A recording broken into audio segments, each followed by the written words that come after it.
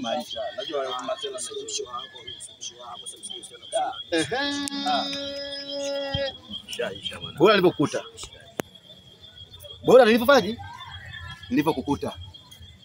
Hivi mwamba, nikuweka kwenye fungu gani wewe? Yaani pesa yangu mwenyewe unazungushana. Pesa yangu mwenyewe unafaa kunikimbia, kupiga simu pokea.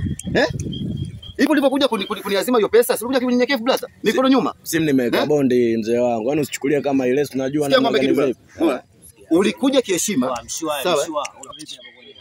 Hebu kwanza kwanza nini? Hii nini? Unaona mawani mnatamka kwa ovyo. Kama mnatoa mabaki nini? Kutumia kwanza ngoja mkishaka jioni kama hivi na pia vitu vyenu mwisho wa siku hata madeni la watu mnakuwa no.